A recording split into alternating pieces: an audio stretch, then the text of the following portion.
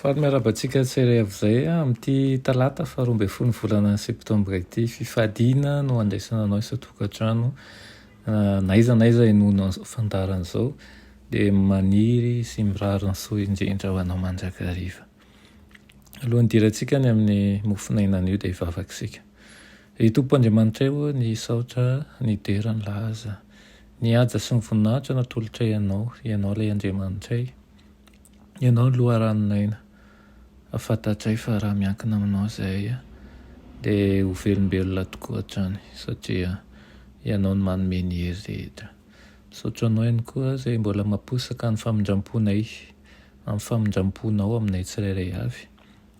Ary eto aminao izay ankehitriny ary mbola te hihaino anao indray. Dia ho velominao amin'ny alalan'ny teninao. Mangataka aminao mindra fo aminay tsirairay avy. Aoka Tompo tsy ny atosoanay no jerenao satria raha izany jerenao dia feno tokoa izy ao kanefa mangataka famindram-po aminao zahay ka mba jerenao mahazanaka ao anay ary koa ny hanavaozana anay manjakariva. Anaran'i Jesosy, amen. Lohatenin'ny mofinainantsika androany dia manao hoe vatolampy mampiray. Vatolampy mampiray. Nalaina amin'ny Korintiana voalohany toko voalohany 17 manao hoe voazarazara va Kristy. Dia hoy izy ny lioka toko 17 koa manao hoe raha manota ny rahalanao izy dia teneno mafy izy ka raha mibebaka izy dia mamelany ny elony. Dia dinio ary ny tenanao fa ndao ianao koa mba halaim-panahy ihany. Azadinao fa Kristy irery ihany no mahay mamaky ny fo, izy ihany no manombana ny asantsika. Aoka zany tsika tsy halaky hitsaratsara ny olona na ny fiangonana eo anatrihan'ny lohahevitra ara-politika izay tsy mifanaraka amin'ny hevitra tiana. Aoka tsy hisy aneo izay tsy fitiava-tanindrazana na handrisika ihany koa ny fisaraham-bazana.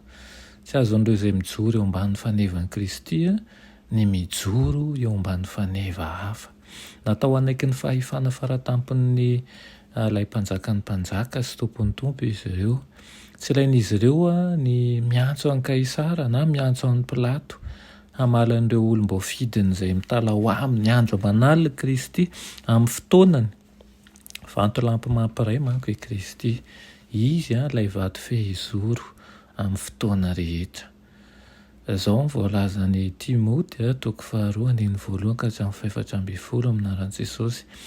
Fa efa miseho ny fahasoavan'Andriamanitra izay famonjena ny olona rehetra, mampianatra antsika handahy izay toe-panahy tsy araka an'Andriamanitra sy ny filàny izao tontolo izao ary ho velona amin'ny onony sy ny marina ary ny toe-panahy araka an'Andriamanitra amin'izao fiainana ankehitriny izao, mianja ny fanantenana maharitra sy ny fisehoan'ny voninahitran'Andriamanitra lehibe sady mpamonjy antsika.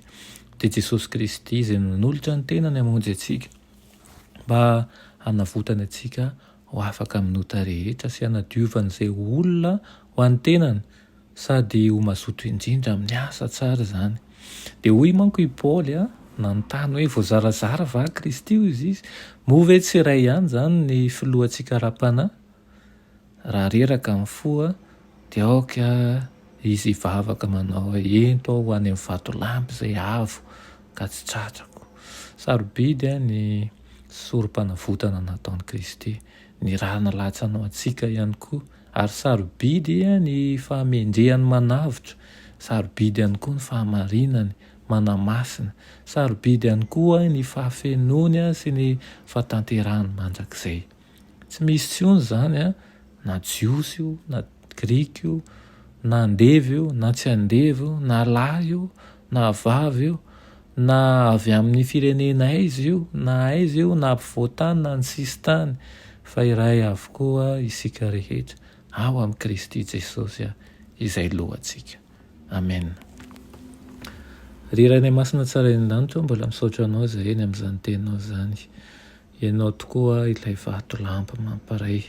Aoka tsy hisy fisarasarahana eo aminay fa ianao a no tokony hitodian'ny saina sy ny fony rehetra ampio izay tombo fitiavana ary koa tsiaro ka sarobidy tokoa ny sorom-panavotana nataonao, sarobidy ray lanalatsakao, sarobidy ihany koa ny nanavotanao sy ny fahamarinanao ary ny fahamasinanao ka noho izany tompo dia tanteraho aminay tsirairay avy izany. Tonoana fiangatany aminaran'i Jesosy. Amen.